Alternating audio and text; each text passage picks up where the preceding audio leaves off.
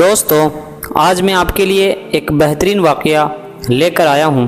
آپ سے ریکویسٹ ہے کہ آپ ویڈیو کو پوری دیکھیں۔ بغداد میں ایک خوبصورت نوجوان رہتا تھا۔ اس کا کام گھوڑے کی نال بنانے کا تھا۔ نال بناتے وقت تپتی بھٹی کے اندر وہ نال کو رکھتا اور پھر بنا کسی چیز کی مدد کے اسے نکال لیتا تھا اور اپنی مرضی کا اسے شیپ بھی دیا کرتا تھا۔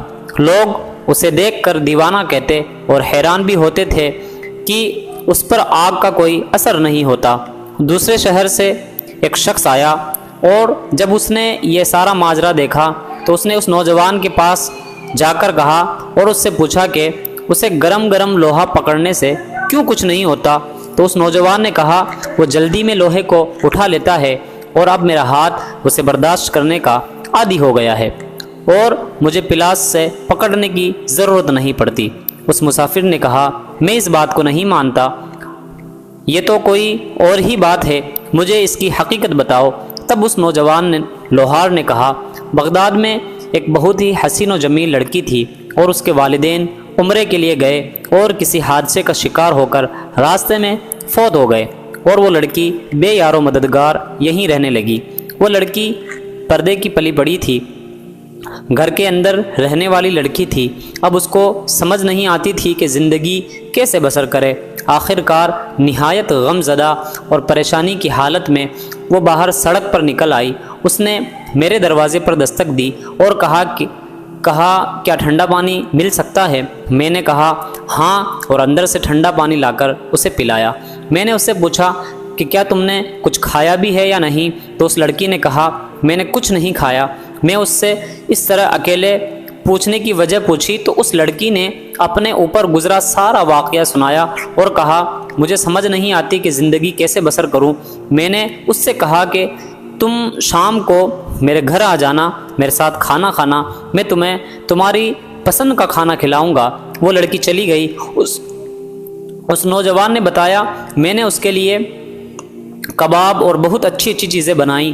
وہ شام کے وقت میرے گھر آ گئی اور میں نے کھانا اس کے آگے لگا دیا۔ جب اس لڑکی نے کھانے کے لیے ہاتھ بڑھایا تو میں نے دروازے کی چٹکنی چڑھائی اور جیسے ہی چٹکنی چڑھائی تو اس لڑکی نے پلٹ کر دیکھا اور اس نے کہا میں بہت مایوس اور قریب المرگ اور اس دنیا سے گزر جانے والی ہوں، اے میرے بھائی تو مجھے خدا کے نام پر چھوڑ دے۔ وہ نوجوان کہنے لگا میرے سر پر برائی کا بھوت سوار تھا۔ میں نے اس سے کہا کہ ایسا موقع مجھے کبھی نہیں ملے گا، میں تمہیں نہیں چھوڑ سکتا۔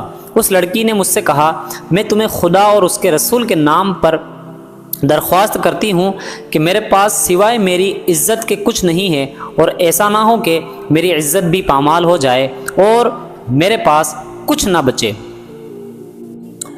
اور پھر اس حالت میں زندہ بھی رہوں تو مردوں کی طرح جیوں۔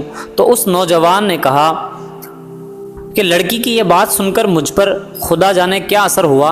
میں نے دروازے کی چٹکنی کھولی اور دست بستہ اس کے سامنے ہاتھ باندھ کر کھڑا ہو گیا اور کہا کہ مجھے معاف کر دینا، میرے اوپر ایک ایسی کیفیت گزری تھی لیکن اب وہ کیفیت دور ہو گئی ہے، تم شوق سے کھانا کھاؤ اور اب سے تم میری بہن ہو۔ یہ سن کر اس لڑکی نے کہا کہ اے اللہ میرے اس بھائی پر دوزخ کی آگ حرام کر دے۔ یہ کہہ کر وہ رونے لگی اور اونچی آواز میں روتے ہوئے کہنے لگی کہ اے اللہ نہ صرف دوزخ کی آگ حرام کر دے بلکہ اس پر ہر طرح کی آگ حرام کر دے۔ نوجوان نے بتایا کہ لڑکی یہ دعا دے کر چلی گئی۔ ایک دن میں نال گرم کر رہا تھا، میں نے نال کو گرم کرنے کے لیے جیسے ہی کچھ چیز سے پکڑنے کے لیے ہاتھ بڑھایا تو وہ دہکتے ہوئے کوئلوں میں چلا گیا لیکن میرے ہاتھ پر آگ کا کوئی اثر نہ ہوا۔ میں حیران اور پریشان ہوا۔ پھر مجھے اس لڑکی کی وہ دعا یاد آئی اور تب سے لے کر اب تک میں اس دہکتی ہوئی آگ کو آگ نہیں سمجھتا ہوں بلکہ اس میں سے جو چاہے بغیر کسی ڈر کے نکال لیتا ہوں۔ ناظرین آپ کو ویڈیو کیسی لگی؟ اگر ویڈیو اچھی لگی ہو تو ویڈیو کو لائک، شیئر اور چینل کو سبسکرائب ضرور کریں۔ السلام علیکم۔